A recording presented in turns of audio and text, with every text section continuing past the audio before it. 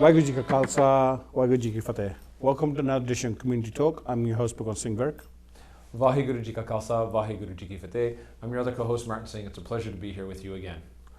Canadian Sikh Politics. So one of our viewers from the UK actually sent us an email saying, how come in Canada Sikhs have been so successful in achieving what they've achieved? Well, that's just it, and so we've spoken a lot about, Canadians in politics, or rather Canadian Sikhs, getting engaged in politics and being successful and whatnot. And so people get that, they understand, they know, the history and whatnot. But what they want to know now is, how are they actually getting it done? Like, how are they going from A to B and functionally making it happen? Where are they making it happen? And, what's the costs and the resources involved? And so, I mean, you obviously ran for the New Democratic Party, and for our viewers outside of Canada, New Democratic Party would be equivalent to the third party in the UK, like the Lib Dems, but though ideologically it'd be more aligned to the Labour Party in the UK. So you ran for the leadership of that particular party. I mean, if you'd have won the leadership, for at least for a short while, you would have been in opposition, the official opposition, and who knows, you could have been the Prime Minister of Canada. Yeah. Well, with God's grace. but in terms of, so you have personal experience going through that process right from scratch. What are the steps that the Sikh politicians that you have seen right from the West Coast and British Columbia all the way to, well, from yourself in Nova Scotia at that time, all the way to the East Coast, the different politicians, without going, we don't need the names really, but just in terms of the mechanics, and I say this from partly from the Sikhs in the UK or Europe who are watching, and even on the internet throughout the world, of how we've been successful here in Canada, not had the same success in the UK or Europe. And not even in the States in relative terms, and even I would dare I say maybe even India, right? So, some of the mechanics that the different politicians have used, some ideas that maybe some of our viewers who may want to join politics take away with them. Sure. So the first thing that we want to start with is we want to share with folks that there are in fact 3 levels of government that we talk about. We have the municipal government, which exists either at the village level or city level or county level. Involves having mayors, and sometimes they're called aldermen, alderwomen, among other terms right across the country. And then you have provincial level, and so or territorial governments. Actually, we don't want to leave them out. So for our viewers outside of Canada, we have the 10 provinces, of course, and then the 3 territories that exist. And then we have the federal level. And so the 2 levels of government that Sikh people have been particularly successful in are provincial and federal. And what's interesting also is that these are the 2 levels of government that are most similar, actually, when you compare the 3. So, for example, let's say, Pajit, you wanted to run municipally here, in the city of Brampton. Basically, you can just nominate yourself. You pay a small fee and you're on the ticket, and then you can go. And in fact, we see many Sikh people who do just this, not least of which mayoralty candidates. I think we had maybe 8 or 9 Sikh people who ran, as mayor candidates in the last municipal election here in the city of Brampton, and there are a number of others. So I just want to stop you and just sort of notice one major difference between this level of government and the other level of governments in terms of the political parties. Sure. At this level of government, there is no political parties. You run as an individual. Is that correct? It is in most parts of the country, but not all parts of the country. So, for example, if you're out in British Columbia, you would have, I think they're called COPE, the Coalition of Progressive Electors, among other groups that exist all on the same slate, and they actually do run as parties there. And so I would say for the overwhelming majority of all the Canadian municipalities, it is done on an independent basis, but there are a few areas in the country that do have political parties. And that's very different in the UK, with the council elections. You have the major political parties taking place, putting forward their candidates. Yeah, like as an example, you have a Labour mayor for Labour London. mayor, yeah, exactly. So, but that's not the case here. The mayor of Brampton or Mississauga or Toronto is the mayor, but they do not officially have a party political affiliation. Is that correct? Yeah. Now, I mean, in fairness to all those folks who are involved and to our viewers and whatnot, many of them are affiliated with a political party, but those colors are not declared municipally. But in addition to that, we have some, very, famous and well-known mayors like Naheed Nancy out in Calgary, who's never officially declared his political colors at all, in fact. And if I'm not mistaken, the mayor of Edmonton in Alberta is very similar in that regard as well. And so, but what's interesting is that in this process, there is no nomination process in effect, right? Like there's no battle that occurs for people to become a candidate. If you want to be a candidate, you are a candidate. It's also the place where Sikh people have had the least amount of success in Canada. That's because so many of them run. It could be that, but I'm not quite sure. I mean, you think about this. I mean, I can't name a Sikh mayor. No. In all of Canada, I can't think of one, irrespective of the size of the village or city. Right? When I think about councillors, even then there are very few. We do have one here in Brampton. We also have a school trustee here in Brampton. We have another in Bradford. And I know of a school board trustee out in BC. And I'm sure that there are probably others in BC as well. But the number of Sikh people who've been successful in this area is relatively few, right? And that's because the vote can divide, would you say? It could be, but also too, there would be some elections, where certainly there'd be only one Sikh person running, and then in which case, the Sikh vote, doesn't necessarily vote. But let's also be honest with ourselves. The Sikh people don't necessarily vote for the Sikh candidate either, right? Because maybe they don't feel that they're the best person for the job, and that's ultimately the most important thing as well, right? So then, stepping off from that, we now get to the provincial and the federal level, where there is, a very well-entrenched nomination process for each and every single one of the political parties that exist. And here we see Sikh people, making a solid investment. So for the folks from outside of Canada, generally, you will see Sikh candidates, particularly in competitive ridings, spend a lot of money. The nomination, memberships that get signed up, here in order to become successful, are in quite literally the thousands, sometimes tens of thousands, right? Across a particular city. And this is really how Sikh people make it work. Meaning this, that the community comes in behind its own in order to make it function. And that's not to say that everybody gets along. It's not to say that everybody even gets along in the same political party, but they're very competitive, these nominations. Oh, they're hugely competitive. Like generally speaking, they're hugely competitive. So it's not uncommon for in a nomination battle to maybe have 3, 4, 5, or 6 people running. And of those, they could be all Sikhs or it could be a majority of Sikh people.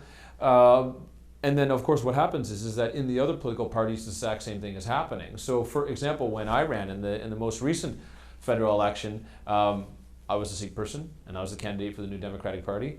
The incumbent in that case was a Conservative, who was a Sikh person as well. And the person who came out of the Liberal nomination process and eventually went on to win and become the MP was also a Sikh. Well, when you have all 3 candidates from all 3 political parties being Sikhs, it must be the case that a Sikh person becomes the MP. Now, at this stage, the official, the parties love this. The parties love that so many Sikh people are involved in terms of signing up members. Mm-hmm. So you're going. So as not so, I know not in the NDP in your particular case, but some of the other parties, they would go around to sign up lots and lots of members to that political party. Mm-hmm. Right, so obviously it helps the coffers of the national parties, but it's in the thousands of thousands. Is that correct? It is, and this is true not just of what we see here in the GTA, but the Lower Mainland in BC is also very similar to this. And I dare say that there would be other ridings across the country, particularly in urban centres, that would also experience this. Maybe not to the same magnitude, but certainly that's what goes on. And so the lesson to our Sikh brothers and sisters elsewhere is basically get involved in the process. And the lesson is not necessarily everybody has to back the exact same Sikh candidate. That's not really required, no. Right? Because we see, again, in that Liberal nomination, there must have been 4 or 5 Sikh people running against each other for the nomination, out of which came one Sikh candidate. And what happens is that we're getting Sikh people elected. What's fascinating too is that it's not just the Sikh community that knows and understands this. People from outside of the community, know and understand it very well. Particularly those people from various other communities who compete against Sikh candidates in nomination races. They get blown away. They just can't compete, irrespective of, what the particular population demographic is, right? Because let's say you have a candidate from, a well-established community, but not the Sikh community. They won't get the same community support either in votes, volunteer hours, or money that Sikh candidates get, and as a result, they're not successful. In fact, it's so much the case. I was chatting with a very good friend of mine. She was a candidate for a Liberal nomination, comes from the Muslim community, and she is astounded at how the Sikh people come together behind their own crew to make sure that they get the support what they need. And it's very fascinating. And so what happens is that people engage on a very deep level. Just to give you an understand, when I was running, I had volunteers who would start, when they get off work at 9 o'clock and, punch in signs till 3 o'clock in the morning. They're not getting paid, right? And so it's that commitment level that they've made, in order to make it successful. And to give you an idea, like my campaign was not a successful campaign. Well, you can imagine what the folks were doing in the successful campaign, right? And so what it is that this is the real main lesson to be learned, both at the provincial and the federal level, is that people have to make an investment. Now, I want to ask you here about the selection process. So you have the nominated candidates, correct? Or not all those who fight for nomination. Does the party hierarchy have any influence on whether, say, Martin Singh can run for the NDP or Bhagwant Singh can run for the NDP? Does it have any influence at that stage? Or is it a case of, I've been a member in good standing for X number of years, and I can go ahead and get all my community, as it were, which is what happens, is get the community to become members by paying the $10 or whatever it is, and nomination fees, and they all vote for me. Because that's effectively what happens at the nomination process. It's getting nominated, and then you're virtually assured a seat, especially in this case. The three of you are all Sikh. Yeah, that's it. So it varies on a party-by-party basis. So speaking with the New Democratic Party specifically, we have a solid commitment to making sure that we have as close to equality as possible with respect to male and female candidates. There's also a responsibility on behalf of the party to make sure that we include equity-seeking groups. And so visible minorities are certainly a part of that. So is the LGBT community, so are the people who are disabled, whether it's a visible disability or not, among others. And so each of the riding committees, as they exist, the nomination committees, are tasked with the responsibility to make sure that they search out equity-seeking groups for every single nomination, so that at least some of the nominations will have these people present. This happens both on a national level, but also it gets narrowed down on a more regional level also. So for example, in the city of Brampton with 5 seats, they would try to make sure that it closely approximated equality between male and female candidates. So is that all across all three parties? I can't speak for the Conservative Party. I'm not so sure what rules that they have in place, quite frankly. I know that this is in place for the New Democratic Party right across the country. Liberals, I feel that they have some process in place too, but we do know that there's a bit of a top-down approach that can happen there as well, because we saw it in the last federal election. Yeah, so this, I think, is the way raising this point. I think this is where the main difference, and we would love to hear from our viewers in the UK on this piece, because this is where here the Sikhs are more successful than the UK, because when it comes to selection of who's actually going to fight a particular seat, I think there's a completely different process in the UK. So for those in the UK, please, our telephone number and email address are here, because here it does seem to be a case of the person with the greatest, who wins the nomination process is by and large the person who's going to be the candidate. Yeah, well, in the New Democratic Party, there are some types of candidates that they simply won't let run, and that is true. So I mean, it's not as though you carry a membership and then you're automatically a candidate for the nomination. I mean, some of the items, for example, if you don't agree, for example, to abide by the political philosophy of the New Democratic Party, then that quite simply does not work. I mean, if you're a pro-life candidate, generally speaking, you're not going to become a candidate of the New Democratic Party, right? So you have to adhere to the doctrine that exists there, right? Which I think is perfectly reasonable. But that's it. But it's not about suitability. No, well, I mean, if you're a party in a court case who's being sued, or if you committed fraud or other crimes, then there's issues of that type too that come into play. But I think that folks would find all those considerations to be reasonable, when determining whether someone would be suitable to sit in the House of Commons should they be fortunate enough to be elected. Okay, go on that. Yeah. So the thing is that what we talk about now is we want to mention to people, at least in terms of the Canadian context, often what it takes to get elected. And certainly there are exceptions to this rule. And I'll give the exception first. The New Democratic Party in the 2011 federal election had many members of parliament elected through the province of Quebec. In one area of Quebec, I think, if I'm not mistaken, they had 6 people get elected, and in those 6 ridings they had but one campaign office with one campaign worker. This is the exception to the rule. In our own riding, we raised it was over $100,000. Spent within the campaign period, I believe it was near $70,000. Fully paid staff for the most part, or volunteer equivalents. And I think we had, was it 5 full-time staff, if I'm not mistaken? Yes. And so this is what you really need to run a campaign. And so the thing is this, is that the rules as they exist in Canada, and I don't know about elsewhere, is that you can't self-fund, right? You can take out a loan municipally, though, I should say, and self-fund that way. But the days of being able to self-fund your own campaign here in Canada, whether it be federally or provincially, are over. And so what you have to do is that you have to make sure that you have that resource base in place to generate donations from the various members of the community so that they can come out and give you support. Now, there's an old saying which doesn't quite ring true in the Sikh community, which is money follows votes. Sorry, yeah. Votes follow money. Votes follow money. Yeah. So votes follow money, but in the Sikh community it's not quite true, is that? No, it's not always the case. But what I would say is true is that if you do not have a sufficiently well-funded campaign, not just on the financial end, but also on the volunteer end, the community expects you to have a show of visible community support as well. Whether that's kids out, helping you, or older adults, or retired folks, or whatever the case may be, then they won't take you seriously as a candidate, right?